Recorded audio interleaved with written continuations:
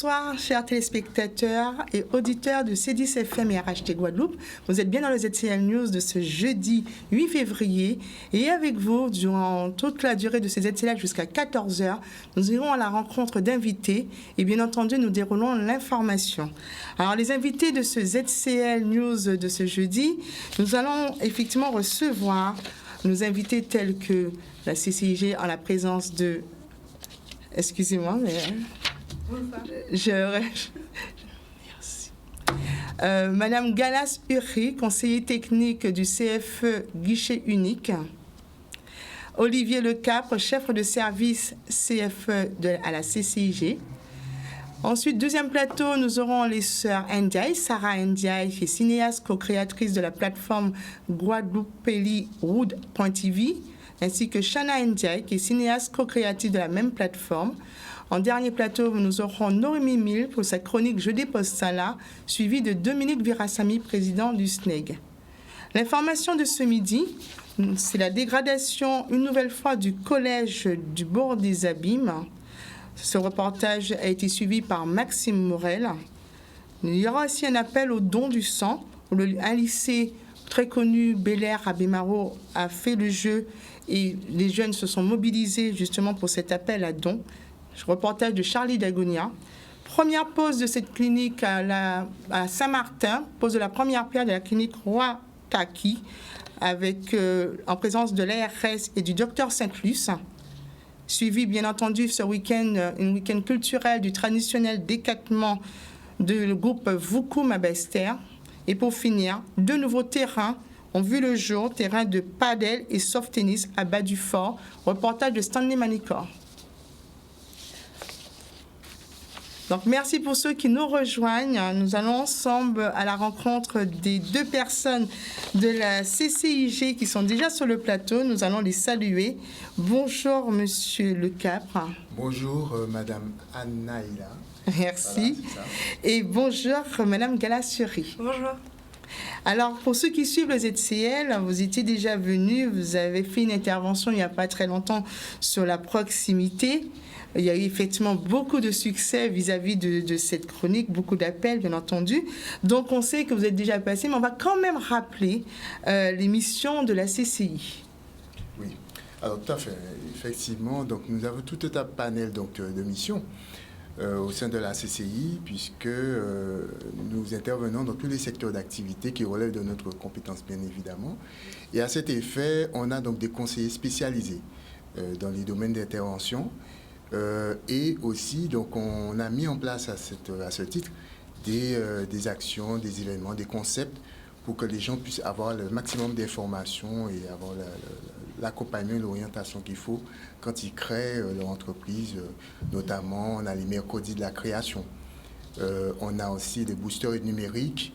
On a le centre de prévention des difficultés et des formations sur la gestion de l'entreprise, voilà. Donc ce sont tout un panel, c'est tout un panel donc d'éléments d'information, de concepts qui permet donc de suivre le ressortissant depuis l'immatriculation jusqu'à la radiation.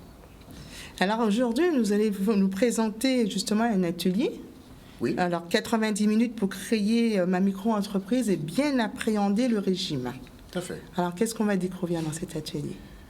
En fait, cet atelier, puisqu'on est parti d'un constat, on a remarqué que depuis 2019, même depuis la création du régime du micro-entrepreneur, qu'on appelle toujours auto-entrepreneur, on a constaté qu'il y a eu une évolution au niveau des immatriculations, des créations, donc qui augmentent, mais aussi beaucoup de radiations. Donc on a autant d'immatriculations que de radiations. Donc l'observation est pointée plus sur les radiations, puisque pourquoi les gens immatriculent et se radient autant. Alors, il fallait donc qu'on mette en place un accompagnement de ces chefs d'entreprise, micro-entrepreneurs, parce qu'on a l'impression qu'ils sont perdus. Quand ils créent leur entreprise, ils sont perdus sur les formalités, et ils n'ont pas peut-être toute l'information qu'il faut. Et donc, il faut les accompagner, les suivre pour qu'ils puissent se recadrer et avoir tous les outils nécessaires pour appréhender donc, ce régime. Donc, d'où obtenir une meilleure appréhension donc, de ce régime micro-entrepreneur pour que les gens ne soient pas en fait, perdus dans la masse et en perdition dans leur gestion de leur entreprise. Alors, comment justement allez-vous atteindre ces entrepreneurs et ces entreprises qui, avec votre constat, qui ferment, qui ouvrent, comment les inviter justement à participer à ces ateliers? Ben, en fait, nous avons, comme je vous ai dit, on a donc des concepts qui permettent d'obtenir un certain nombre de communications, notamment avec des mercredis de la création. On reçoit beaucoup de ressortissants qui viennent sortir des listes, enfin d'avoir des informations sur comment créer le statut de micro-entrepreneur, c'est-à-dire quelles sont les pièces qu'il faut pour pouvoir créer donc, en micro-entrepreneur. Et à partir donc, de cette base-là, on peut du bouche à oreille communiquer à ces gens-là qu'il y a cette offre pour vous accompagner et pour que vous ne puissiez pas perdre le fil, et surtout s'ils veulent créer donc, une micro-entreprise. Donc si on comprend bien, c'est un nouveau service. Tout à fait. En fait, c'est un nouveau service, justement, comme on l'expliquait, pour répondre à leurs besoins. Et le vrai intérêt, c'est qu'à la fin de la finalité de cette matinée, de cette information, c'est qu'ils soient capables d'avoir tous les outils pour pouvoir créer. Donc les outils, c'est connaître le régime, qu'est-ce qu'il y a dans le régime du micro-entrepreneur, et puis surtout, quelles sont mes obligations une fois que j'ai créé. Puisqu'en fait, on constate que c'est ce qui se passe, c'est-à-dire que les personnes créent. On a eu en 2021 plus d'un quart de toutes les créations qui étaient justement en régime de micro-entreprise, mais malheureusement, on a aussi un quart de radiation durant la même année. Donc nous, on va vraiment donner tous les outils, leurs obligations, lorsqu'ils sont en micro-entreprise, qu'est-ce que je dois faire? Lorsque je suis, quel que soit mon secteur d'activité, si je fais du commerce, si je fais de l'hébergement touristique, si plutôt je vais faire du service, quelles sont mes obligations? Ensuite, comment est-ce que je déclare mon chiffre d'affaires, etc. Et donc, vraiment dans cet accompagnement, on va proposer de manière plus personnalisée à faire la formalité de création, puisque certaines personnes vont considérer ça comme un obstacle, mais en fait, c'est un vrai booster pour ensuite développer son activité dans ce cadre-là. Et on va aussi balayer... quel que soit le profil de la personne, si la personne elle est salariée, si la personne elle est retraitée, qu'est-ce que je dois faire dans ce cas-là et comment faire ma déclaration. Voilà. Donc l'accompagnement est personnalisé. Alors, ce n'est pas un accompagnement qui est directement personnalisé, mais on va vraiment donner des conseils par rapport à toutes les questions qu'on a déjà l'habitude, auxquelles on a déjà l'habitude de répondre. On va justement essayer de donner le maximum d'informations pendant, bien sûr, 90 minutes. Et à la fin, la personne va remplir son formulaire accompagné d'un conseiller technique pour pouvoir faire sa formalité de création. On va vérifier l'ensemble que le dossier soit complet et la personne va pouvoir ensuite déposer son dossier. La garantie qu'on a, c'est que sous 48 heures, si le dossier est complet, la personne a déjà son numéro de sirène et il a également son avis de situation. Donc, si on comprend bien, pour que tout le monde puisse bien comprendre, ce nouveau service, quel que soit le jour, il n'y a pas de date, il n'y a pas de délai, c'est-à-dire que j'ai envie de faire une création, je contacte la CCI et pendant 90 minutes, vous êtes dans cet accompagnement au coup par coup, c'est-à-dire jusqu'à ce que cette personne ait son numéro. Alors, pour être concret, on va effectivement regrouper les personnes. Ça sera 2 ateliers par mois. Okay. Donc, on va faire 2 ateliers par mois où on va essayer de faire des petits groupes. Et effectivement, donc, je peux déjà expliquer aux personnes qu'effectivement, on va essayer de faire des petits groupes pour pouvoir les accompagner quand même du mieux possible. Vous aurez autre chose à rajouter, monsieur Ricard, sur l'émission? Non, donc on va laisser nos coordonnées. Ah oui, c'est surtout ça. Oui, voilà, donc on espère qu'avec cette offre, que les gens vont pouvoir gérer mieux donc, ce régime en micro-entrepreneur. Donc les coordonnées, donc c'est pour Madame Galas Uri Julie, donc On peut donner par exemple celle du CFE. Donc pour Oui, nous voilà. contacter pour la micro. Alors il y a plusieurs modes. Soit la personne elle vient sur place, elle s'inscrit à l'atelier. D'accord. Soit encore elle appelle au numéro, donc c'est 05 90 93 76 74. Et donc elle demande à participer à l'atelier. Une autre méthode, c'est de nous écrire un mail. Donc on a une adresse mail dédiée. Donc c'est MECREA, donc MECREA @guadeloupe.cci.fr. Donc la personne, elle nous écrit et on prendra donc contact avec cette personne. Non. On peut également peut-être parler du tarif. Oui, ce serait bien. Donc effectivement, le prix de l'information, c'est 70 €. L'avantage, en passant par là, c'est que vraiment la personne, c'est d'éviter d'avoir justement un taux, malheureusement, d'entreprises qui disparaissent, qui soit aussi important. Surtout qu'en Guadeloupe et au niveau de la Chambre de commerce, on a à peu près 95% des ressortissants qui sont en TPE, donc en très petites entreprises. Et c'est vraiment d'être au plus proche de tous ces porteurs de projets-là. Alors justement, quel type de personnes, après toutes ces explications, qu'on peut retrouver en micro-entreprise? Alors, les profils sont assez larges. Hein. On a aussi bien donc, des gens qui ont un statut salarié, demandeurs d'emploi, qui sont bénéficiaires de minima sociaux, qui touchent les allocations RSA, chômage, etc. On a aussi des jeunes, des étudiants. On a des retraités, donc, ou des gens comme ça qui souhaitent éventuellement créer, qui ont un statut, par exemple, en travaillant non salarié, mais qui souhaitent changer donc, de statut juridique aussi. Donc c'est assez large. On n'a pas vraiment un profil particulier. Alors justement, dans les cas, parce qu'au départ, on entend en préambule, vous dites on a pu remarquer qu'il y a énormément de personnes qui déposent et tout. Dans vos ateliers, surtout celui-là, c'est tout nouveau. C'est l'objectif pour l'entrepreneur qui vous écoute, qui est, on va dire, comme vous dites, hein, il y a tout type. Je peux être étudiante, j'ai envie de faire une création. Comment faire pour ne pas justement déposer, ne pas juste m'inscrire et se désinscrire dans la folie? Justement, c'est le constat qu'on a remarqué. Ouais. Parce que les gens ont un manque d'information.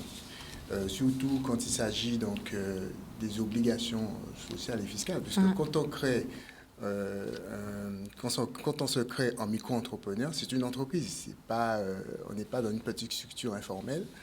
On a des charges, on a des obligations, on a des devoirs, on a des droits, mais surtout les obligations sociales et fiscales. Il faut faire les déclarations et le statut, en fait, est simplifié. Donc, cette offre va permettre cet accompagnement pour éviter justement cette situation et que les gens puissent avoir une meilleure gestion tout en étant dans ce régime. Parce qu'à l'époque, l'auto-entrepreneur ou le micro-entrepreneur a été créé pour les gens qui souhaiteraient découvrir le monde de l'entreprise, faire un test, ils ont un projet, ils veulent mettre en place donc, leur structure et voir un peu comment ça se gère. Il y avait aussi des gens qui exerçaient une activité un peu informelle, souhaitaient régulariser leur situation professionnelle. Donc, ces gens-là, ce ne sont pas des gens qui sont nés dans le secteur de l'entreprise. De toute façon, quel que soit le chef d'entreprise, on ne naît pas chef d'entreprise, on le devient. Alors donc, mais on le devient, bien évidemment, en allant à la quête de l'information, en s'inscrivant dans des réunions, en fait, dans des salons, dans l'accompagnement. Et c'est important, et c'est ce qui permet aux gens de connaître les solutions qu'il faut pour éviter telle ou telle difficulté qu'ils rencontrent au cours de leur activité. Donc on dit que cette annonce va avoir vraiment des retombées phénoménales, c'est-à-dire l'information, l'accompagnement et les effets escomptés de la CCI à la fin de ces ateliers. On espère en tout cas que par déjà cette matinée ces 90 minutes d'information, que justement les personnes seront armées pour débuter. On espère également que, enfin en tout cas c'est aussi à la demande et au constat sur ce postulat-là du taux, du tissu économique guadeloupéen, qu'on essaye de donner des réponses avec un prix qu'on espère raisonnable et justement d'accompagner ce parcours de créateur qui est en fait pas si simple que ça, puisque dans les TPE, la personne, peut-être qu'elle a un restaurant, mais il faut qu'elle gère ses salariés, il faut qu'elle soit très très bonne partout. Et donc, comme on l'a dit précédemment, c'est vrai que l'intérêt, c'est vraiment d'avoir l'information pour justement éviter que l'administration devienne une contrainte et qu'au contraire, ça soit vraiment un boost et un tremplin pour la personne qui entreprend. Alors, on va encore rappeler, parce que c'est important, les formations que vous donnez, c'est un nouveau service, il faut le rappeler, nouveau service de la CCI, qui est là pour vraiment accompagner les micro-entrepreneurs. Rappelez les adresses où on peut vous contacter. Alors, bien sûr. Donc, le numéro de téléphone, c'est le 05 90 93 76 74. Ensuite, on a une adresse mail, donc c'est MECREA, donc MECREA@guadeloupe.cci.fr. Et ensuite, la personne peut très bien venir sur place. Elle pourra avoir des informations sur la matinée de la création. Et si les personnes ont d'autres questions, par exemple sur le redressement, sur les modalités d'accompagnement en cas de difficulté des entreprises, ou la personne souhaite justement juste avoir de l'information sur son premier projet, sa première initiative, elle n'hésite pas à nous appeler et on la redirigera vers les matinées, par exemple, de la création ou d'autres services qu'on a à la CCI. Mais je vous remercie. Merci pour cette présentation. Et puis, prochaine chronique. Merci. Alors, retour à l'information, bien entendu, en préambule, je vous l'ai dit, une nouvelle fois, le collège de Zabim a subi des dégradations incomprises. Le personnel enseignant ne peut expliquer, ne peut donner de mots à cette dégradation. Pas de revendication pour le moment, donc pas d'accusateur. Alors, on essaie de comprendre justement ce qui se passe aux Zabim, pourquoi ces enfants ont subi justement ces dégradations, des vandalismes dans les locaux de ce collège. On se rappelle, il n'y a pas très longtemps, au 27 janvier, ce même collège avait subi encore des dégradations. Reportage de Maxime Morel. C'est l'incompréhension. Hier, on a quitté l'établissement tout à fait normalement. Ce matin, en arrivant tôt, on découvre justement les dégradations au niveau de l'établissement. Ces actes de vandalisme à répétition nous choquent énormément. D'autant plus que nous ne comprenons pas le sens de ces dégradations. Nous n'avons aucun message, aucune revendication, aucun motif et ni aucun soupçon. On ne sait pas quel est l'objectif en fait de tout cela. Il n'y a pas de revendication derrière, on ne comprend pas du tout ce qui se passe. Est-ce que c'est le fait de mettre à mal le système éducatif en Guadeloupe? Je ne sais pas. Mais en tout cas, ce n'est pas rendre service aux élèves de la Guadeloupe. Nous ne sommes pas dans les meilleures conditions pour travailler. Les élèves eux-mêmes sont choqués. Les élèves ont envie de reprendre les cours. Ils en ont assez du distanciel, de la dématérialisation. Donc nos élèves ont hâte que les établissements soient nettoyés et ils ont hâte de reprendre les cours. Ce sont en gros les élèves qui payent les dégradations, sachant que depuis quand même 2 ans, nous sommes dans une situation de pandémie qui à répétition ont causé des fermetures, des ouvertures des établissements scolaires. Donc on sait très bien que le présentiel, le fait d'être présent à l'école pour les enfants, c'est le plus important pour pouvoir apprendre par rapport à tout ce qui peut exister comme dispositif de continuité pédagogique. Donc là, une nouvelle fois, on constate qu'on ne peut pas accueillir des élèves, mais pour des problèmes de dégradation incompréhensibles. Voilà. Prochain sujet, nous avons besoin de sang. L'établissement français de sang ne cesse de marteler ces mots. Nous avons besoin de sang. Le lycée de Bel-Air de Bémaro ont répondu à l'appel. Les lycéens se sont intéressés. C'est une nouvelle opération qui s'est déjà produite par ailleurs. Et ces élèves ont tenu justement à montrer leur solidarité, cet acte citoyen. Reportage Chalet Garouna. C'est une action que nous menons de manière régulière Alors pourquoi ce choix? C'est parce que nous sommes conscients du manque de plaquettes de sang au niveau du département et que nous essayons de pallier à cela. Dans les lycées, on essaie de revenir régulièrement. Et on remercie particulièrement le lycée Bel-Air pour l'organisation des collectes plusieurs fois par an. Les élèves sont libérés. Et on a un flux très régulier d'élèves.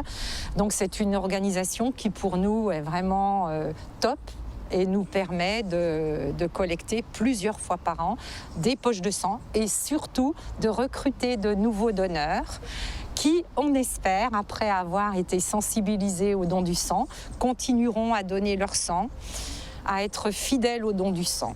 Je donne mon sang car c'est très important de donner son sang, car déjà en Guadeloupe, la Guadeloupe c'est un département où il manque beaucoup de donneurs de sang.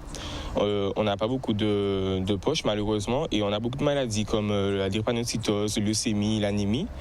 Donc pour moi il était important de donner mon sang et ça me permet aussi de diminuer le risque d'avoir un cancer du sang. Donc pour moi c'est un acte humanitaire à pratiquer assez souvent, dès que c'est possible. Il y a un projet dans la mesure où nous avons une forme de partenariat avec l'EFS. Et l'EFS donc, peut compter sur nous et comme je le disais tout à l'heure, ils peuvent venir 2 ou 3 fois au sein du lycée et les élèves, les étudiants, les parents d'élèves, les personnes qui passent devant le lycée participent à ce don. Étonnamment, on a beaucoup d'étudiants qui donnent leur sang. J'ai beaucoup de mes camarades qui ont donné leur sang ce matin, sans réfléchir, sans avoir aucune crainte. Et c'est un geste à saluer. Surtout un exemple à suivre. Il est 12h56, c'est l'heure de la première pause publicitaire et on se retrouve avec nos prochains invités. 13h02, retour sur le plateau du ZCM News pour ceux qui n'étaient pas présents. Nous avons reçu en premier plateau une équipe de la CCG qui nous parlait justement de l'atelier de 90 minutes pour les micro-entrepreneurs. Mais on en dira un petit peu plus à la fin de l'émission où je vous recommuniquerai les coordonnées afin de les contacter. Mais sinon, nous retournons à l'actualité. L'actualité, c'est la pose de la première pierre de la clinique Roataki à Saint-Martin. Le groupe Manikani a posé cette première pierre vendredi 4 février. Ils proposeront des soins de suite et de réadaptation. Cette pose de première pierre où était présent l'ARS bien entendu, mais surtout le docteur Saint-Luce qui nous en dit un peu plus devant la caméra de Roi TV. Il s'agit d'un projet de clinique de rééducation, c'est-à-dire la prise en charge de patients qui ont été hospitalisés dans un état grave et qui, après par exemple une intervention chirurgicale, ne peuvent pas rentrer tout de suite à la maison. Et donc ils sont pris en charge en soins de suite et des réadaptations pendant environ 1 mois pour retrouver leur équilibre, pour retrouver leur autonomie. C'est un établissement qui va être sur plusieurs niveaux et qui va comporter 30 lits, des espaces de rééducation importants, notamment une piscine de rééducation, et aussi un espace d'accueil de jour qui est de l'hospitalisation de jour. Ce que l'on peut faire ici et tout ce que nous pouvons faire de façon efficace avec les compétences et la formation requise, faisons-les ici sans aller tout simplement en Guadeloupe. Sans ignorer pour autant les compétences, les qualités qui existent en Guadeloupe. Nous aurons toujours, dans certains domaines très pointus, à aller en Guadeloupe, et tant mieux. En revanche, il y a des soins de proximité, des soins de suite, des examens qui peuvent être réalisés ici. Ça donne vraiment de la proximité parce que quand on a eu soit un accident grave, soit une opération importante et qu'on a besoin de se remettre doucement dans une clinique de réadaptation, eh bien ça évitera de devoir aller en Guadeloupe ou partout ailleurs et de pouvoir le faire ici, sur place. RS apporte l'autorisation de mettre en place ce projet. L'autorisation, ça veut dire qu'on analyse, est-ce qu'il y en a réellement besoin de cette clinique de soins de suite et de réadaptation. On a conclu que oui, on en avait besoin et donc on a donné l'autorisation de le mettre en place et on appuiera bien sûr les partenariats qui seront aussi créés entre l'hôpital et cette clinique-là.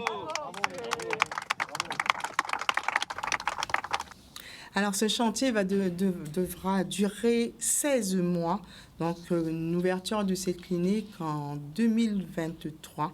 Alors, beaucoup d'attentes pour l'économie de Saint-Martin. Alors, on va revenir à nos invités. Comme je vous l'avais dit en début d'émission, nous allons recevoir 2 personnes qui sont dans le cinéma, 2 cinéastes et réalisatrices. On va les saluer. Bonsoir, Sarah et Chana. Bonsoir. Ah, c'est bien dit. Alors, Sarah Ndiaye. Voilà, donc je me présente, je suis Sarah Ndiaye, je suis cinéaste, donc je travaille avec ma fille, donc Chana Ndiaye, et nous sommes fondatrices de la plateforme Shoot and Stream Guadeloupe TV. Voilà. Alors aujourd'hui, justement, avant de rentrer dans le sujet, donc cinéaste, tu me disais en plateau que Chana a une formation cinématographique. Alors, tu peux nous en dire un petit peu plus ? Oui, alors à la base, j'avais commencé, lorsque j'ai commencé à voir que j'avais une vraie passion pour le cinéma et l'art, j'ai commencé par une classe préparatoire artistique au Centre des métiers des arts à Bergevin. Et par la suite, je suis allée à Conceptix Formation, où j'ai fait un titre professionnel en montage audiovisuel et où j'ai pu travailler en même temps sur mon premier documentaire, mon docu-fiction, En temps serein, la Guadeloupe sous le régime de Vichy, qui a été primé au Cinestar International Festival 2019. Félicitations. Alors, tu as donné le goût à maman ou maman a donné le goût à Chana ? Alors, en fait, elle m'amenait sur les plateaux de tournage depuis que je suis jeune et j'aimais beaucoup interagir avec les acteurs pendant les répétitions, etc. Je pouvais même donner des conseils et c'est par la suite que j'ai pu tout mettre à l'œuvre lorsque j'étais encore au collège où j'ai fait mon premier court-métrage intitulé Christy. Et c'est là que j'ai vu que j'avais vraiment une affinité avec le cinéma et que je devrais continuer sur cette lancée. Comme on dit, tout à fait naturellement. Maman très fière. Oui. Fière et heureuse. Oui. Alors, donc on crée une plateforme, justement, une plateforme... Shoot and Stream. Shoot and Stream. Ouais. Alors, c'est vrai qu'on ne va pas nommer de celui de nom américain, mais est-ce que c'est pareil ? Et qu'est-ce qui fait qu'on a créé cette plateforme ? Est-ce que c'est... La réalité, c'est qu'il y a un manque, dans le paysage guadeloupéen entier. Voilà. Alors, cette plateforme, effectivement, elle a été élaborée à partir de constats. Donc, effectivement, nous sommes cinéastes. Nous avons donc notre parcours de cinéaste. Nous avons été sélectionnés, nous avons été primés donc, à plusieurs reprises. Et nous nous sommes rendus compte que, malgré ce parcours, effectivement, les fictions qui ont été donc primées, donc qui ont été valorisées, n'ont pas d'espace de diffusion. C'est-à-dire que nous avons dans notre entourage beaucoup de cinéastes qui, malgré un parcours exceptionnel, véritablement exceptionnel, international, ne sont pas diffusés. Donc en fait, nous n'avons pas accès à cette culture, en fait, à ces œuvres en fait qui sont faites par nous, par des Antillais aussi. Donc la plateforme, elle est véritablement axée afro-caribéenne. Donc effectivement, avec des fictions qui sont des Antilles, qui sont de la Caraïbe et qui sont de l'Afrique. Voilà. Donc c'est véritablement ces fictions qui sont souvent, comme je l'ai dit, qui ont des parcours exceptionnels, mais qui après par la suite ne sont pas diffusées. Ça retombe. Voilà. Donc c'est ce petit, voilà, c'est un petit peu dans cet esprit-là que la plateforme a été créée. Donc dans le côté streaming, donc shoot and stream. Après par la suite, on a remarqué qu'il y a effectivement un manque. C'est-à-dire qu'il y a des difficultés que rencontrent les cinéastes par rapport à leur projet, qu'ils aient été sélectionnés, primés ou pas, ils ont toujours quand même des difficultés sur plusieurs années, même si ça fait 10 ans, 20 ans, les difficultés restent. Et donc nous avons un petit peu, on va dire, analysé tout ça et nous avons élaboré donc sur cette plateforme des éléments qui permettent de faire ses premiers pas dans le cinéma, de se rassembler pour faire des films, de promouvoir ces films, de faire appel à des compositeurs, de faire appel pour pouvoir ajouter par rapport à ces fictions et surtout de pouvoir se rassembler pour faire des projets ambitieux, puisque c'est véritablement ça l'objectif. Notre plateforme, c'est pas uniquement pour valoriser, pour diffuser, c'est aussi pour détecter des talents, voilà, et les accompagner dans de nouveaux projets.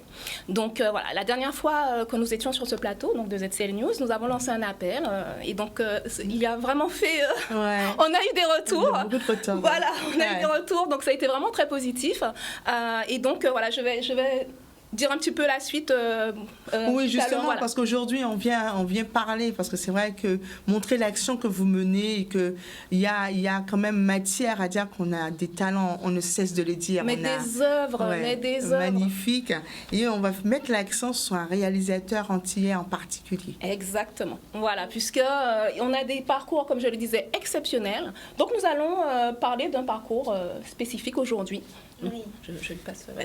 Donc, je vais vous présenter Battle Dream Chronicle, donc un film d'animation martiniquais qui a été réalisé, animé, mixé et écrit par Alain Bidard, donc un réalisateur d'origine martiniquaise qui a reçu 60 prix, plus de 60 prix et plus de 250 nominations pendant les 2 dernières décennies. On peut dire exceptionnel ou... Ah oui, on peut dire... Ouais, ça donne des frissons, voilà, mais c'est vraiment exceptionnel. Ok. Donc, c'est en 2015 qu'il a sorti donc, ce film d'animation, donc ce long métrage d'animation, le premier long métrage d'animation martiniquais, donc, qui s'appelle Battle Dream Chronicle. C'est vraiment un film d'animation qui a été créé dans l'objectif de mettre en avant la culture martiniquaise, la culture antillaise dans l'animation, parce qu'il y a vraiment un manque dans ça. Donc, il a décidé de faire donc, son film. Donc, c'est aussi le premier film français, long métrage d'animation, qui a été totalement animé en solo. Donc, le premier film d'animation qui a été réalisé totalement seul. Donc, bravo à lui. Donc, il faut de la motivation. Et ce n'est pas un petit film, hein. C'est un long film. Hein. C'est un long métrage, c'est véritablement un film. Donc, je vais vous présenter un peu le film. C'est un film afrofuturiste qui se passe dans l'année 2100 en Martinique. Donc, c'est un monde où le virtuel a pris le pas sur le monde réel. Et le pouvoir se régit par des combats qui se passent dans des arènes virtuelles et des arènes ou des combats qui désignera qui pourra dominer sur le monde. Oh. Donc c'est dans ce contexte que le personnage principal, Siana, qui est une esclave martiniquaise, va décider de se révolter contre la domination. Et c'est vraiment un super film. Dès qu'on commence à regarder ce film, en fait, il y a vraiment cette question de représentation de la culture dans l'animation, parce que dès les premières minutes, on remarque directement des visages familiers, de personnes qu'on connaît, de personnes afro, il y a même parfois des personnes que j'ai l'impression d'avoir déjà vues dans la vie, des personnes qu'on voit dans la vie commune, etc. Il y a aussi des références à la culture, par exemple. Nous voyons que des personnes qui sont au pouvoir ont parfois des couvre-chefs avec des motifs en madras. Il y a aussi des références, des clins d'œil, par exemple les attaques dans les arènes et pendant les combats, comme les Soukounians, l'attaque Soukounian. Donc c'est vraiment agréable de voir tout ça. Et je pense que tous ceux qui sont antillais devraient jeter un œil à ce film, qui est vraiment d'une qualité exceptionnelle, et que c'est vraiment un grand pas pour le cinéma caribéen, afro-caribéen. Voilà. On va regarder le générique.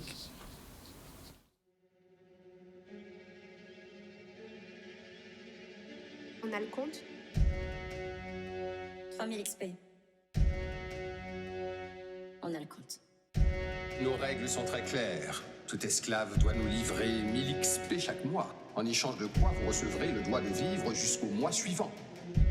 Vos 3000 XP ne couvrent que votre dette du mois dernier. Que comptez-vous faire pour le mois en cours? Ce soir, on sera libre ou on sera morte. Mais ce soir, on ne sera plus esclave. Vous allez bientôt comprendre les vertus de la soumission.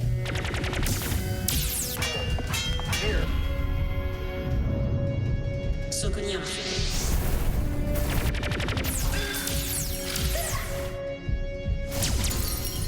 Tu as perdu une bataille, mais tu peux encore gagner la guerre. Et par cette victoire, tu es le maître qui est en eux et l'esclave qui est en moi.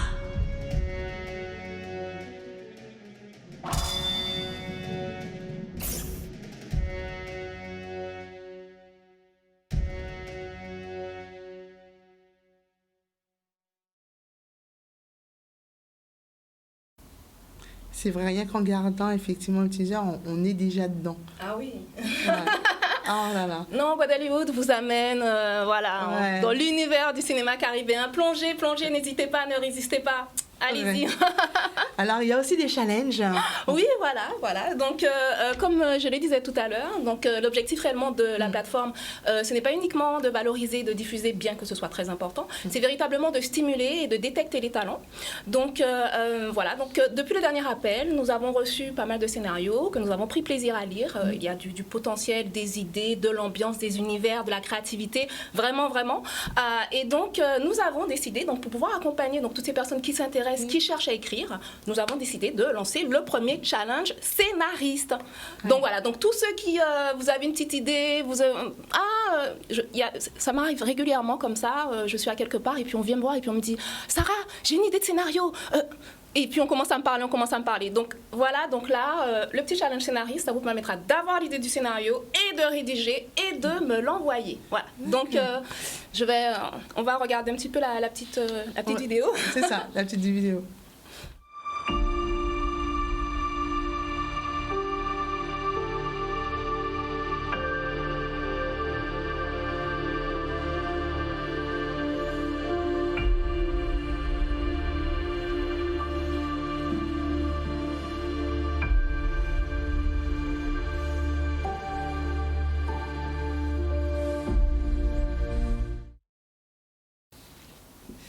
Alors, on envoie sur mail, sur... Voilà, alors, donc déjà pour commencer, ce challenge scénariste donc, se déroule sur la plateforme Guadeloupe TV. Okay. Voilà. Donc, pendant 5 jours, en fait, vous avez des conseils en vidéo, vous avez des fiches récapitulatives, des exercices qu'il faut effectuer. Ah, obligatoire. Oui, il faut effectuer les exercices si on veut faire un scénario. Il faut écrire. Voilà, et vous avez 15 extraits de scénarios totalement originaux, dont 3 pour les plus jeunes. Voilà, s'il y a les plus jeunes aussi qui souhaitent et tout. Et donc, pendant ces 5 jours, voilà, donc vous allez recevoir tous ces conseils, vous allez avoir ces exercices à faire, et au bout des 5 jours, vous pourrez envoyer donc votre scénario afin que je puisse le lire, afin que je puisse faire des retours. Alors, l'objectif, il est clair. Nous avons une plateforme de streaming, nous sommes cinéastes, et nous souhaitons que tout le monde fasse son cinéma. Avec Guadeloupe TV, c'est vous qui faites votre cinéma.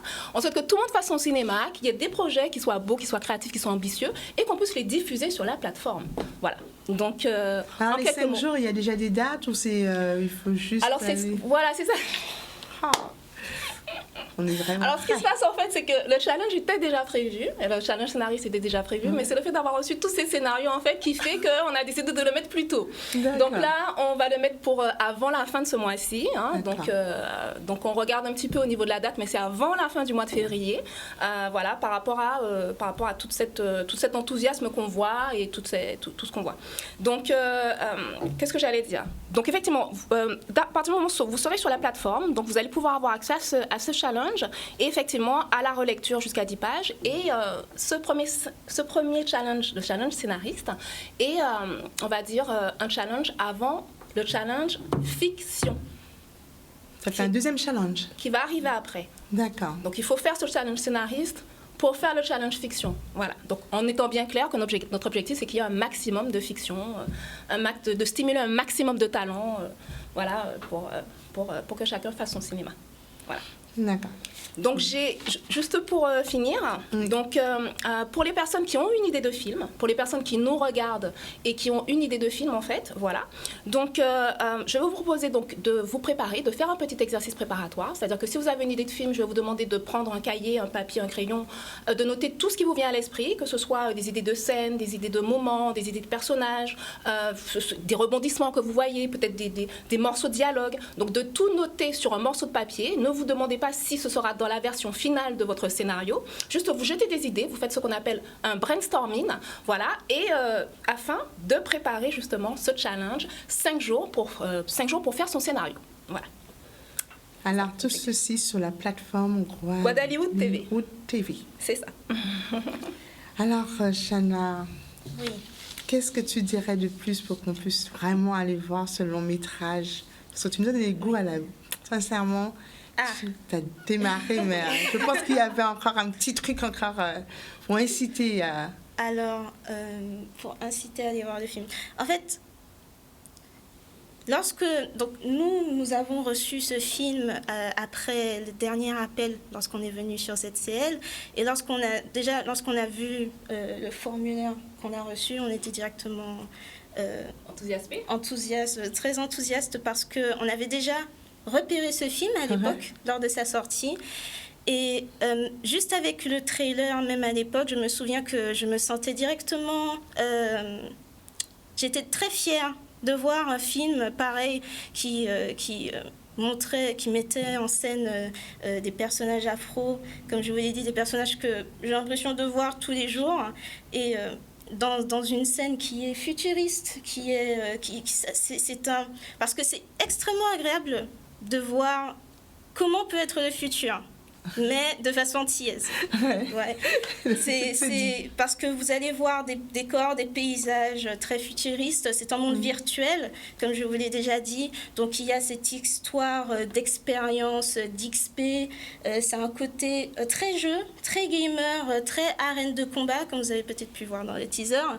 Il y a des pouvoirs, il y a des sorts, des choses comme ça. Et même pour la jeunesse, je pense que lorsqu'on regarde directement, ça fait écho à des notions qu'on a l'habitude de voir. Je pense que c'est vraiment bien que même les jeunes, ou même des adolescents qui sont dans la culture gamer, dans la culture geek, etc., puissent voir des choses qui viennent des Antilles, mais sur cette notion-là. Voilà. Merci. Moi, ce que j'aimerais rajouter, c'est que voilà, bon. Donc, on est mère et fille. Donc, elle, c'est la jeunesse. Elle a l'habitude de voir toutes ces animations. Voilà.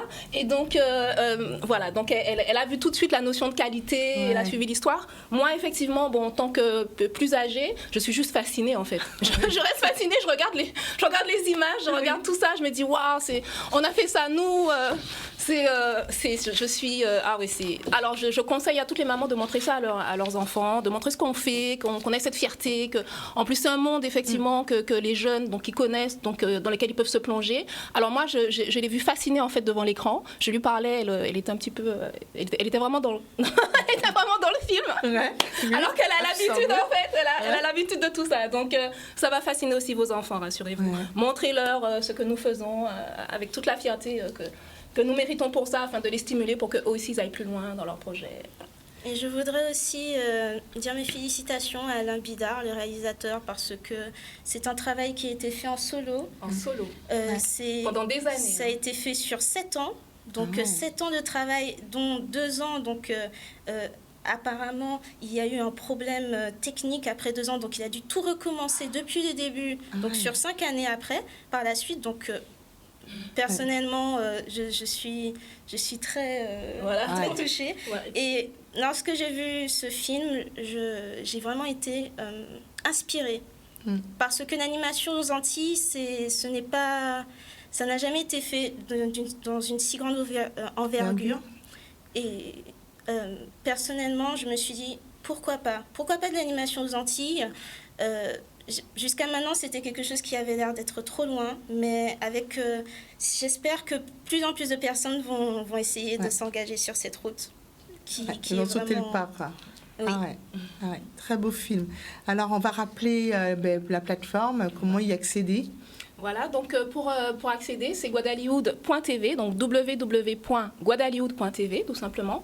Vous avez toutes les informations sur le site. Vous avez effectivement aussi l'espace Creator Space. C'est très, très important. Pourquoi ? Puisque c'est un espace qui est dédié aux cinéastes et à tous ceux qui s'intéressent au cinéma. Donc, cela vous permet effectivement de pouvoir échanger entre scénaristes, cinéastes, techniciens, acteurs. Donc, c'est vraiment dans l'objectif de rassembler donc, toutes ces personnes dans un seul espace pour pouvoir avoir des projets ambitieux. Je répète, pour pouvoir avoir des projets ambitieux. Donc voilà, on vous attend. Il y a du travail, il y a des scénarios à écrire, il y a des fictions à réaliser, il y a des personnes exceptionnelles et des cinéastes et des œuvres exceptionnelles à voir. Donc on vous attend. Messieurs, dames, à vos plumes et stylos, une idée, une histoire et Guadaliwood TV. Exact. Merci pour votre venue, Sarah et Chana. C'est nous qui remercions pour l'invitation et on espère revenir très bientôt puisque nous avons beaucoup d'actualités, nous avons beaucoup de personnes à valoriser. Je crois qu'on va de challenge en challenge, donc... vous avez compris, hein, parce qu'on a une plateforme et qu'on veut des films sur cette plateforme. Oui. Alors, au boulot, c'est vous qui faites les films, c'est nous qui les diffusons et on vous accompagne en plus au boulot. Merci. Alors, il est 13h25, on va prendre la deuxième pause publicitaire et on se retrouve tout à l'heure. 13h33, retour sur le plateau du ZCL News. Donc, au troisième plateau, on va parler avec notre chroniqueuse Noémie. Bonsoir Noémie. Oui, bonsoir. Et puis, bien entendu, notre invité qui est déjà installé, Monsieur Dominique Wirassamy. Bonsoir. Bonsoir et bonsoir surtout aux téléspectateurs de Canal 10. Et aussi les auditeurs de C10 FM et des RHT Guadeloupe. D'accord. Donc on va refaire un petit tour vers l'actualité, une actualité culturelle. Ce week-end, le décattement de Voukoum, des images, très belles images, de Grégory Labs.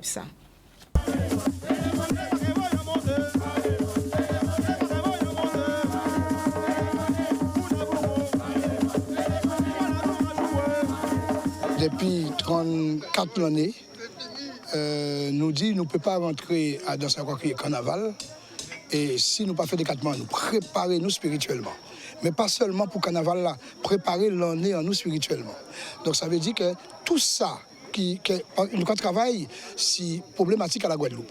Et songez, création à Voukoum, c'était qui question nous avons posé nous. Est-ce que nous avons défendre la culture ou une culture guadeloupéenne? Nous choisissons de ne pas défendre une culture guadeloupéenne, de défendre la culture guadeloupéenne. Problématique à toutes les ethnies qui fait la Guadeloupe jusqu'à jeudi jour.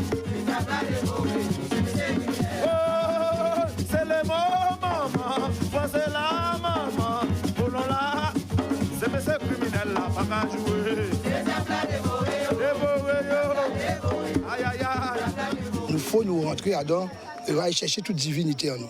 Alors, nous ne pouvons pas inventer divinité pour inventer divinité. Hein. Nous ne pouvons pas qu'on le monde qui croit qu'il bénit en la mer et fait bien démarrer. Il faut partir avec tout le monde et faire porter radeau. Nous avons dit à les camarades de réfléchir. C'est hommage à la déesse Emanja du Brésil.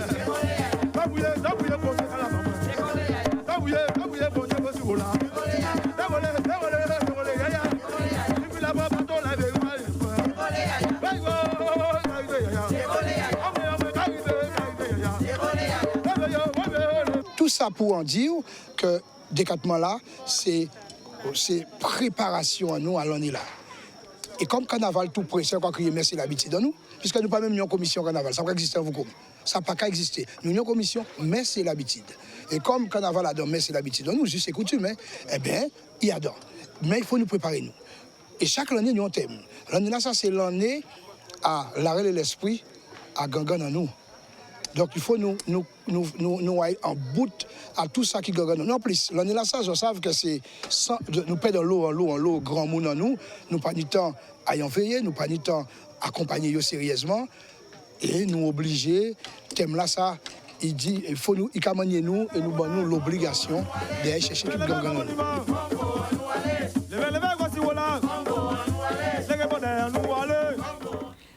On va continuer avec notre chroniqueuse Jeudi Postala, générique. C'est pas Lily du 32 qui est sur Twitter qui va me dire si j'ai le droit de parler ou pas. On prenne les images des enfants, les mettre sur des forums ou sur des sites pédophiles. Les sargasses ne sont pas encore considérés comme des dégâts catastrophes naturelles, alors qu'il y a des gens qui ne peuvent pas rester chez eux. Les préjugés sur la psychiatrie. Pourquoi avoir choisi ce thème ? Bien parce que déjà je suis interne de psychiatrie, donc pour ceux qui ne le savent pas, c'est que je suis étudiante en médecine spécialisée en psychiatrie, donc j'entends pas mal d'idées reçues au quotidien, notamment dans la société antillaise. Donc déjà présenter ce qu'est la psychiatrie pour la population générale, pour que les gens aient des pistes, pour savoir quand consulter et aussi pour mettre un frein un peu à toutes ces idées reçues qu'il y a sur la spécialité. Justement, qu'est-ce que la psychiatrie ? Alors la psychiatrie, c'est une discipline médicale donc, qui traite les troubles mentaux. Donc on parle de troubles mentaux principalement quand les symptômes ou les signes du patient altèrent de façon significative son fonctionnement socio-professionnel ou provoquent une souffrance psychique importante. Donc bien sûr, c'est un diagnostic qui doit être posé uniquement par un médecin, puisqu'il y a beaucoup de critères cliniques qui sont précis, avec des critères aussi notamment de temporalité qui sont précis. Donc, tout comme on va consulter un médecin, par exemple, quand on se casse la jambe, il faut aussi consulter un médecin quand on a des troubles mentaux, des troubles psychiatriques. Alors, quels sont les préjugés les plus fréquents et en quoi sont-ils erronés ? Alors pour moi, le premier préjugé serait que les patients atteints de troubles psychiatriques seraient violents ou dangereux pour la société. Donc ça commence déjà très mal puisque c'est faux. La plupart des patients sont dangereux surtout pour eux-mêmes puisque c'est surtout pour eux qu'ils peuvent se faire du mal, avoir des idées suicidaires ou autres. Et autre préjugé aussi, qu'il n'y aurait pas de traitement pour les pathologies psychiatriques, que ce serait des causes perdues, que les personnes suicidaires seraient faibles, lâches, alors que ce sont des processus cognitifs qui sont pathologiques pour le coup et qu'il y a un traitement pour les crises suicidaires également. On aide les personnes à envisager d'autres solutions puisque le plus souvent quand on a des idées suicidaires, c'est qu'on se dit qu'il n'y a pas d'issue à nos problèmes. Donc on explique aux patients quelles issues ils pourraient mettre en place, on traite le trouble sous-jacent s'il y en a un le plus souvent. Autre préjugé qu'il y a aussi, c'est que dès qu'on va consulter un psychiatre, on finit à l'asile, alors que les asiles n'existent plus déjà depuis des années.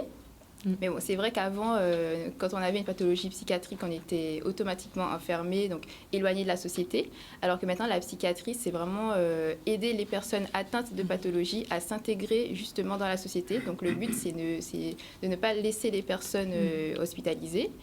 Et de plus, il y a des personnes qui sont suivies pour des pathologies psychiatriques et qui ne sont pas hospitalisées, qui sont suivies en consultation libérale et qui fonctionnent très bien au quotidien. Donc voilà, le rôle de la psychiatrie, c'est vraiment d'accompagner les personnes vers une qualité de vie normale et adéquate.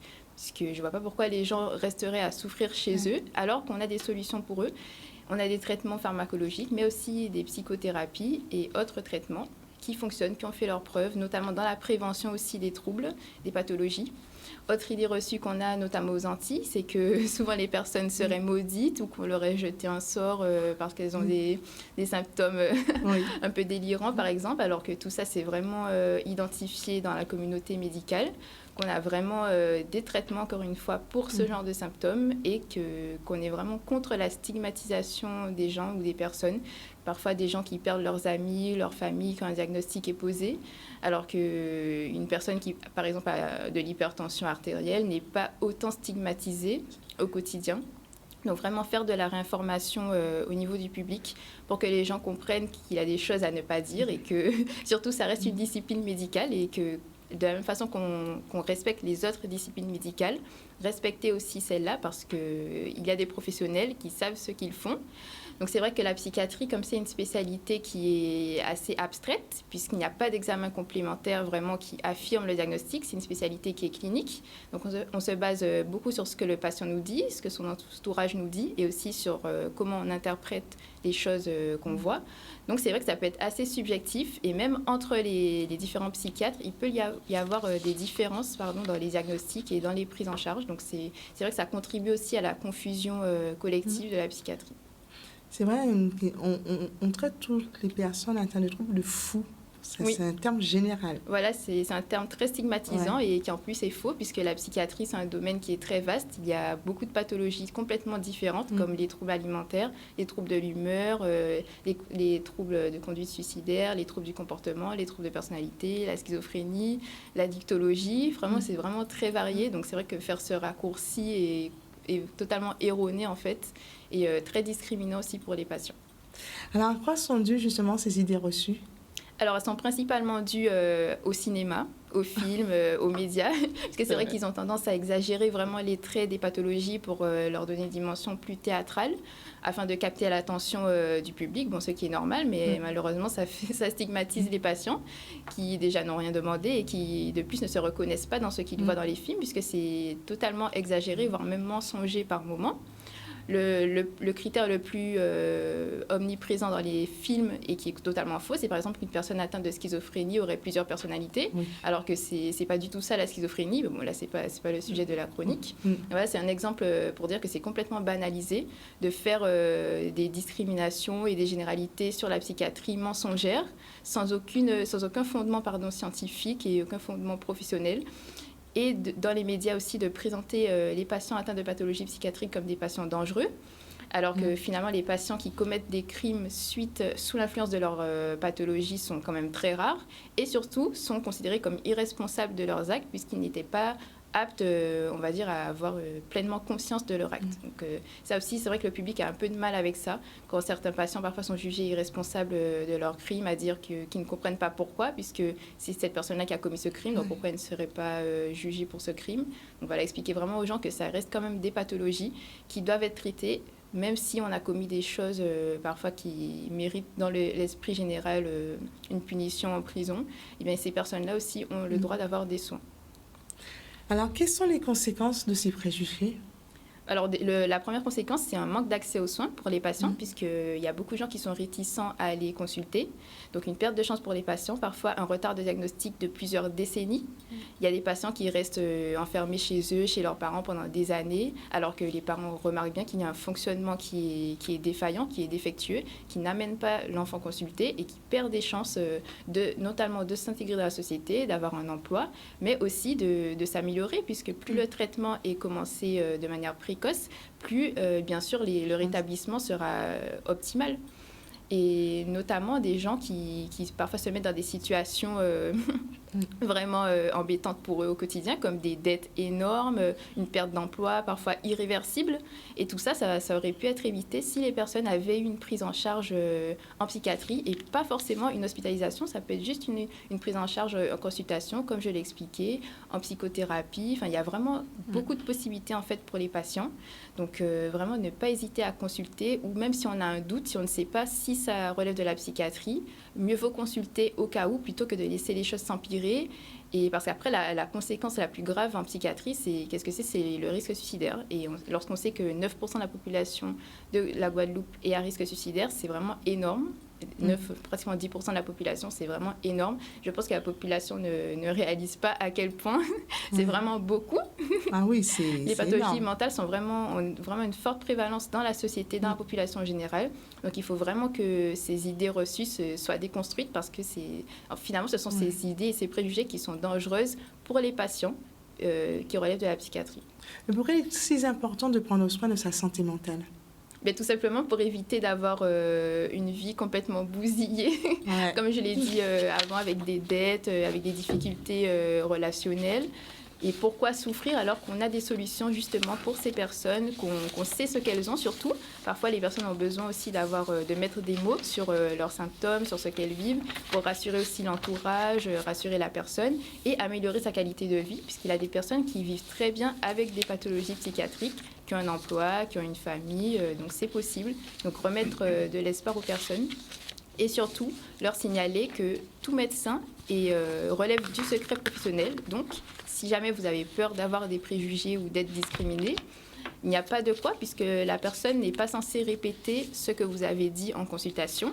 Si une personne sait ce que vous avez, c'est que c'est vous qui avez fait le choix d'en parler. Mais le médecin psychiatre ou autre spécialité n'a aucune raison d'aller divulguer des informations qui sont dites en consultation.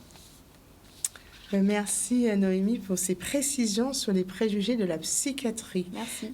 Alors on va faire un retour à l'actualité, et ce retour à l'actualité, c'est un volet sportif où 2 nouveaux terrains de padel et soft tennis à Bas-du-Fort a vu le jour. Stanley Manicor en reportage. C'est une nouveauté en Guadeloupe. Bon, on va dire que Saint-Martin avait déjà un terrain de paddle. Donc aujourd'hui en Guadeloupe, on a 2 terrains de paddle, 2 mini-pistes d'athlétisme et 2 touch tennis.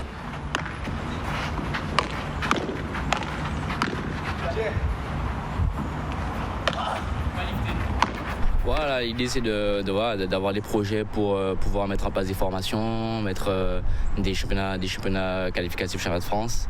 Donc voilà, c'est une nouvelle pratique qui va permettre aussi de connaître notre discipline. On avait déjà le beach tennis, donc maintenant on a le paddle, et donc ça va permettre de toucher un maximum de public. C'est un peu les mêmes règles que le tennis, donc au niveau des comptages de points. Alors, la différence c'est que voilà, au niveau du tour du terrain, il y a les vitres lesquelles on peut jouer sur les vitres. Ça ressemble un peu au squash. Et ensuite derrière il y a les grillages où on peut aussi effectivement jouer. Donc l'idée c'est de jouer à 4, on peut jouer à 4, et après derrière on peut jouer avec les murs, on peut faire de la volée, On peut, voilà, c'est un sport très convivial, très familial et c'est facile de pratique tout de suite. L'idée, c'est voilà, de permettre à des jeunes, comme au tennis, de pouvoir pratiquer très tôt. Et ensuite, derrière, former les enseignants à avoir une corde à leur arc de plus.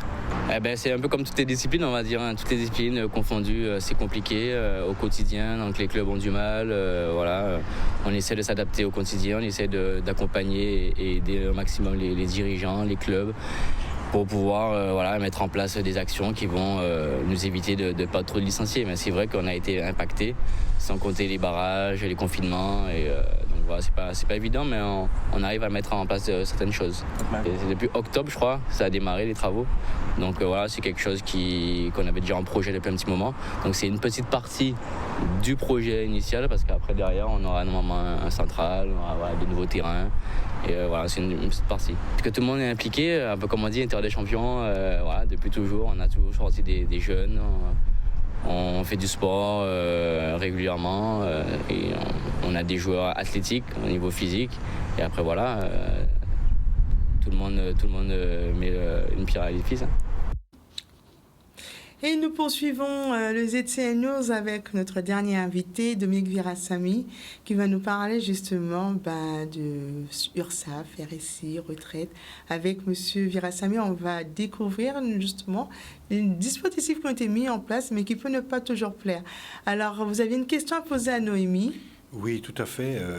Je voudrais aller dans le sens des préjugés dans le milieu psychiatrique, puisque ma mère et mes frères ont fait toute leur carrière à l'hôpital psychiatrique de Saint-Claude. Hein, ils ont toujours travaillé là. Et donc, j'ai eu à côtoyer certains patients. Et surtout, ce qui est important, c'est qu'avec mon vieux complice Anginel Gonfier, nous avons eu l'occasion de faire un défilé de mode à l'hôpital psychiatrique avec les patients de l'hôpital psychiatrique et qui se sont régalés, parce qu'ils se sont sentis différemment dans l'enceinte. Et c'est pour dire que ça s'est très bien passé, il n'y a pas de préjugés. Par contre, j'ai une toute petite question. Hier, il y avait un type de patient bien précis, avec l'évolution des narcotiques, de la drogue et tout ce qui s'ensuit. Est-ce que le niveau, la qualité des... Quand je dis qualité, je m'excuse si le terme n'est pas bien approprié. Est-ce que le type de patient a évolué? Est-ce que ce sont des patients plus liés au milieu narcotique ou est-ce que c'est toujours pareil comme avant? Alors pour moi, les pathologies n'ont pas évolué, c'est juste déjà qu'elles sont mieux connues actuellement. Et surtout, on parle de pathologie psychiatrique justement quand il n'y a pas de substance qui pourrait provoquer ce genre de symptômes. Donc ce dont vous parlez, ça relève plutôt de l'addictologie, savoir l'addiction à des substances ou au jeu ou à certains comportements.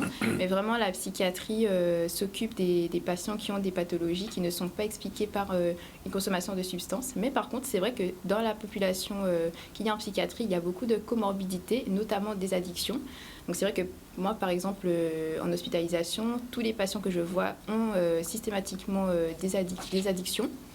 Et c'est vrai que c'est vraiment des problèmes qui doivent être traités séparément, des problèmes psychiatriques. Et c'est vrai aussi, il faut rappeler que les substances parfois peuvent provoquer des décompensations psychiatriques chez des personnes atteintes de troubles psychiatriques, mais parfois chez des personnes qui n'ont pas encore développé de troubles psychiatriques, mais qui ont déjà des prédispositions psychiques à en développer. Donc justement, c'est une très bonne question, puisque je n'avais pas parlé.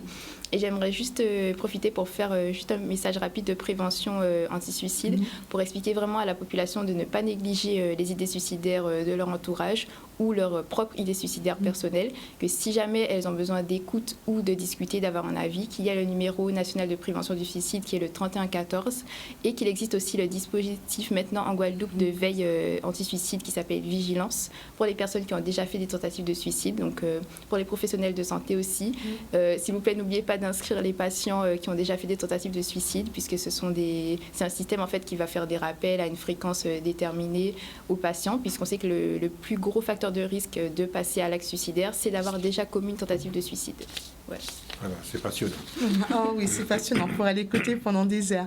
Alors, on revient à notre sujet. Donc, en allant sur le site de la CGSS Guadeloupe, on a un petit message qui alerte les travailleurs indépendants qui auraient justement, parce que ça commence bien, c'est en raison de la crise 2021, Donc ça commence très bien, mais sauf que la suite, c'est que les prélèvements vont se réaliser d'ici peu. Voilà, alors comment dirais-je, la machine à broyer les chefs d'entreprise va reprendre du service. Et donc, depuis un certain temps, depuis l'arrivée de la crise sanitaire, les entreprises avaient été soulagées des prélèvements puisque les entreprises ne généraient pas de chiffre d'affaires conséquent. Et donc, ils étaient un petit peu, comment dirais-je, laissés tranquilles.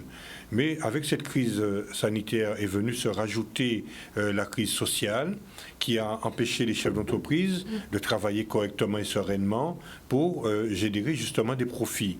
Et aujourd'hui, comme si un malheur n'arrive jamais seul, la CGSS, les URSSAF m'ont envoyé, puisque je travaille en bonne communication avec les URSSAF et la sécurité sociale, avec mon association, et donc nous essayons d'apporter un nombre de solutions aux chefs d'entreprise. Et donc, c'est tout à fait normal que j'ai reçu une communication des URSSAF disant que, alors je lis rapidement une petite phrase, la CGSS vous informe que le prélèvement des cotisations sociales pour les travailleurs indépendants, je dis bien les travailleurs indépendants, hors secteur S1 et S1 bis reprendra comme prévu à compter des échéances du 5 et au 20 février 2020. Ça veut dire quoi ? Ça veut dire que vous avez dans Guadeloupe un tissu économique qui est extrêmement fragilisé à cause de la Covid, à cause de la crise sociale. Et aujourd'hui, vous avez un organisme qui va réclamer de l'argent sans se préoccuper de la santé des entreprises. Je peux comprendre, et je n'attaque pas du tout un seul instant la directrice de l'URSSAF ni le directeur de la CGSS, puisque ce sont des fonctionnaires qui sont là pour exécuter les ordres qu'ils reçoivent. Néanmoins, j'accuse le gouvernement d'avoir un problème d'acuité visuelle, puisque autant sur le territoire français, le ministre de l'économie se gargarise en avançant une santé presque insultante, de plus 7% de croissance, se targuant d'avoir 500 000 emplois pourvus et d'avoir moins 20% de jeunes en moins au chômage. Je dis bravo, je suis le premier heureux et content, sauf que nous en Guadeloupe, c'est pas du tout la même lecture et c'est pas la même situation. Parce que je prends par exemple mon secteur, le secteur de la mode, ça fait 2 ans que nous n'avons pas travaillé, il n'y avait pas de mariage, et Noémie connaît mon travail, il n'y avait pas de mariage, il n'y avait pas de tenue des enfants pour la rentrée scolaire, il n'y avait pas de carnaval et il n'y avait pas de fête de 31 décembre. Ce qui veut dire que nous, et quand je parle de secteur de la mode, je ne parle pas seulement couture, je parle coiffure, je parle onglerie, je parle esthétique, je parle photographe. Parce que les photographes travaillent beaucoup avec les mariages et tout. Et donc, du coup, voilà tout un pan de l'économie qui n'a pas travaillé. Il n'y a pas que. Parce que les restaurateurs, pour ne pas citer qu'eux, ont fait un effort considérable, un effort surhumain. Et on les a imposé d'avoir des mesures barrières. Ils ont acheté des plexiglas, ils ont acheté toute une panoplie. Ils se sont organisés. Et chaque fois qu'il y a une lueur d'espoir d'ouverture, patatrac, fermé. Donc, ce qui veut dire que tout le monde sait, et ces responsables d'institutions comme la CGSS et les URSSAF savent très bien que les entreprises n'ont pas fonctionné. Ce que je reproche, c'est que même si je ne les accuse pas, mais ils devraient quand même faire une petite note au gouvernement pour dire attention, vous me demandez de prendre le marteau et de taper sous l'enclume, mais les chefs d'entreprise ont des problèmes. On fait quoi ? Alors, du coup, quand je dis ça, j'ai écrit aux 7 parlementaires. J'ai écrit aux 7 parlementaires, parce que j'ai l'habitude de travailler avec eux, et je tiens absolument à les féliciter, parce que chaque fois que j'ai envoyé une communication à ces parlementaires, j'ai toujours eu un retour. Et à ce jour, ils m'ont tous rappelé depuis, et il y en a qui ont été déjà très vite et très loin, comme par exemple le député Mathiazin, qui a écrit au ministre de l'économie, qui a écrit au ministre des Outre-mer, pour informer justement comme je l'ai demandé, qu'il faut absolument que cette reprise de cotisation puisse commencer à partir du 1er janvier 2023.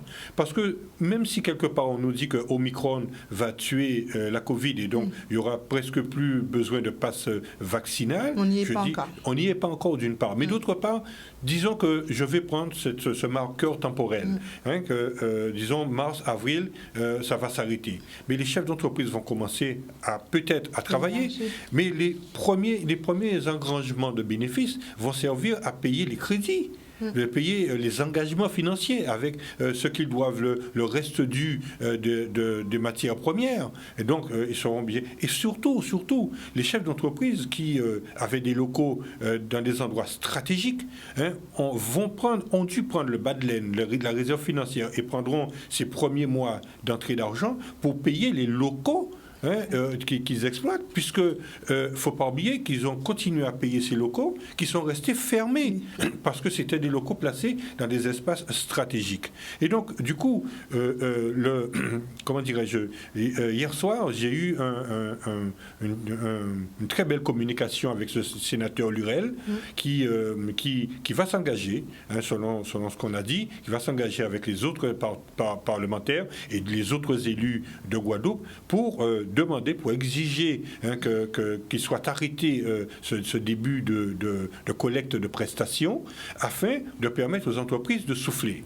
Et il n'y a pas que ça, puisque avec le sénateur Lurel, nous avons discuté d'autres choses. Mais je voudrais attirer l'attention sur un point.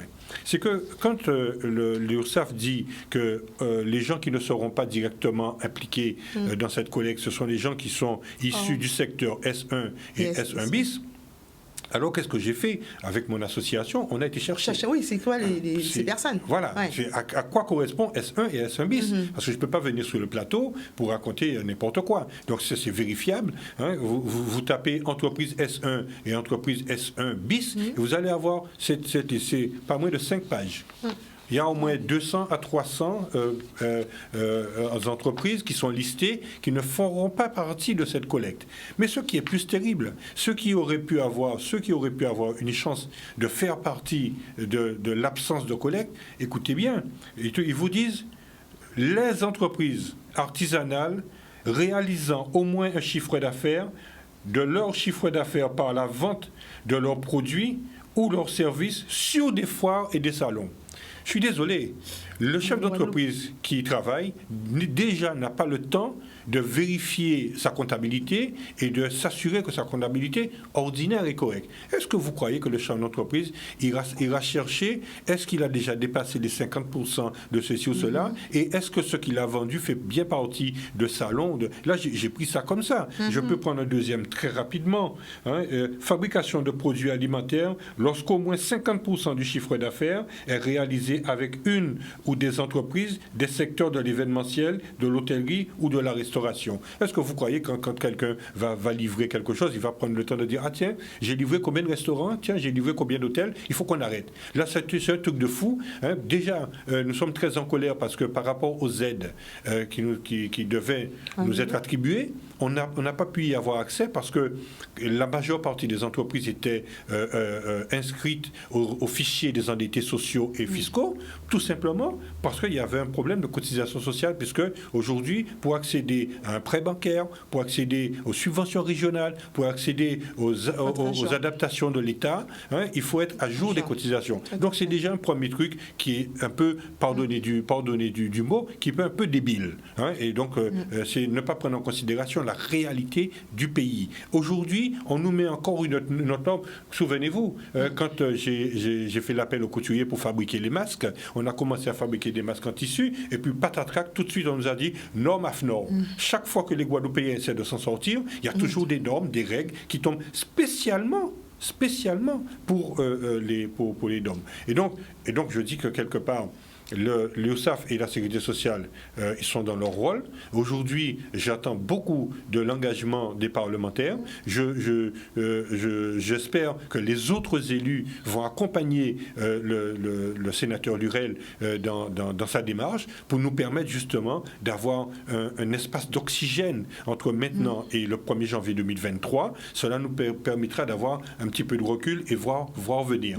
Et donc, j'invite fortement les chefs d'entreprise à être véatifs par rapport à cette situation. Et donc, s'ils ont besoin de plus d'informations, ils peuvent toujours me contacter pour les aiguiller. Par contre, pour ceux, parce qu'on a dit il y avait 2 dates. Il y a ceux qui sont déjà, la date du 5 est déjà passée. Oui, pour ces chefs d'entreprise qui sont en difficulté, qu'est-ce qu'on peut faire pour eux? Parce que là, on a déjà fait des appels. Alors, le problème, c'est que l'URSSAF et la CGOSS ne peuvent pas prendre sur eux de dire aux gens « attendez », puisqu'ils ont reçu des ordres. Simplement, nous ne pouvons espérer qu'une seule chose, c'est que ça aille très vite. Alors, pour ceux qui n'ont pas encore fait de moratoire, pour l'instant, la seule parade, la seule alternative pour être soulagé, c'est de rentrer dans une forme de moratoire, même si je ne suis pas d'accord, parce que le moratoire correspond à une créance liée, je parle bien des indépendants, liée au RSI. Et donc, ces personnes-là, on leur demande de payer une créance qui est insincère, puisque le RSI, comme je l'ai dit sur ce plateau, a utilisé un logiciel SNV2, et ce logiciel était vérolé, et ça a entraîné un certain nombre d'irrégularités et d'insincérité dans le calcul, qui fait qu'aujourd'hui, quand on fait signer un moratoire à un chef d'entreprise, il faut que ce chef d'entreprise s'assure bien que la somme, l'échéance qui est demandée, la créance qui est exigée, correspond bien à sa déclaration de revenus. Et donc, ça, c'est très important. Et donc, pour l'instant, je ne peux pas dire aux gens de ne pas payer s'ils reçoivent, mais en même temps, je leur dis, il faut trouver une façon. D'ailleurs, c'est pas compliqué. Pour l'instant, il y a la loi, puisque dans la Constitution française, le droit à la contestation existe. Le droit à la contestation. Il suffit simplement, pour l'instant, d'envoyer un courrier avec accusé de réception à la CGSS et à l'URSSAF, en opposant à ces créances-là l'article 1353 du Code civil, qui dit clairement que le créancier doit apporter la preuve de sa créance. Et donc, comme vous êtes censé être en litige par rapport à ce logiciel, vous mettez déjà une suspension à cette obligation de paiement, donc ça peut ralentir un peu, mais pour l'instant, c'est pas sûr que ce soit totalement supprimé, puisque même si la chose, elle est départementale, la réponse, elle est éminemment législative. Et donc, ce sont nos parlementaires qui pourront faire le nécessaire. Et je voudrais, et je le dis à chaque fois, que c'est pas de la faute du président Chalus si les personnes n'ont pas eu accès aux subventions, parce que lui, il ne peut pas se mettre hors la loi. Voilà. Donc, pour ce volet-là, je crois qu'on a terminé. Oui. On voudrait juste parler, des retraites. Oui, rapidement. Alors, il faut savoir que là aussi, j'ai écrit aux parlementaires, et parce que ce n'est pas normal que les marins-pêcheurs, leur pension de retraite ait été revalorisée jusqu'à 950 voire 1000 euros, que les agriculteurs, la pension ait été revalorisée de 300-400 euros à 1036 euros, et aujourd'hui, les commerçants et les artisans ne subissent pas la même revalorisation. Il y a une discrimination qu'il va falloir traiter, et c'est pour ça que j'ai un rendez-vous le 16 avec le sénateur Théophile, qui va justement faire ce qu'il faut pour que, cette discrimination puisse disparaître. On aura l'occasion de vous revoir, M. Virassamy, parce qu'il faudrait vraiment parler plus longuement des retraites, mais on arrive à la fin de l'émission. Je comprends. Ce qui est à retenir, c'est que 2 dates, le 5 passé et le 23, mais que les démarches sont en cours pour que justement ces chefs d'entreprise puissent être, on ne va pas dire soulagés, mais au moins qu'on leur donne une échéance beaucoup plus longue pour pouvoir se refaire. Moi, je vais... parce que j'ai commencé un courrier pour l'URSSAF et la CGSS, demandant spécialement qu'il y ait une suspension d'une semaine ou deux par rapport à ce début de collecte, pour permettre aux parlementaires d'actionner un argumentaire solide, même si nous savons que l'action parlementaire va s'arrêter le 28 février pour cause d'élection présidentielle, mais les choses vont reprendre après. C'est ça. Merci pour toutes ces précisions. On est arrivé à la fin de l'émission.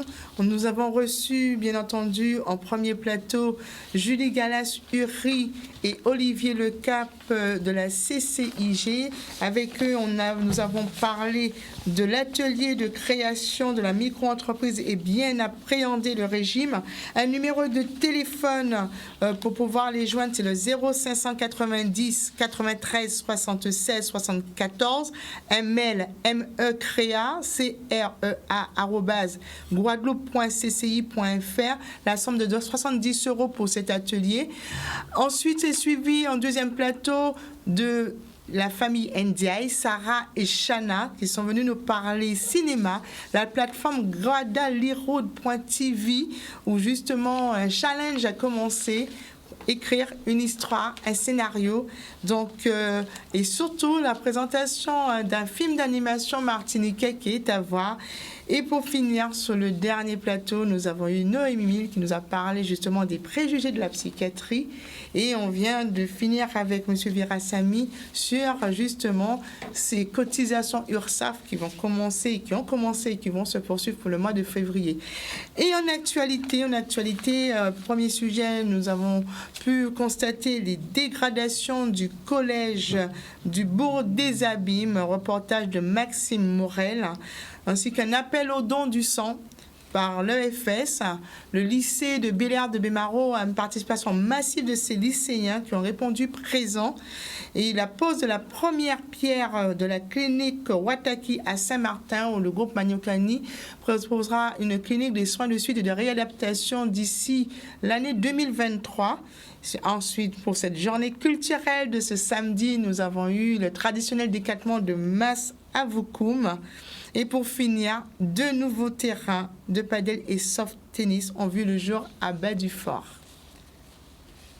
On remercie les téléspectateurs de Canal 10 et bien sûr les auditeurs de C10 FM et d'RHT Guadeloupe de nous avoir suivis jusqu'à 14h10. Merci à notre réalisateur Jordan pour cette émission. Et on vous dit à demain. Soyez au rendez-vous, 12h30 pour 14h. Allez, portez-vous bien.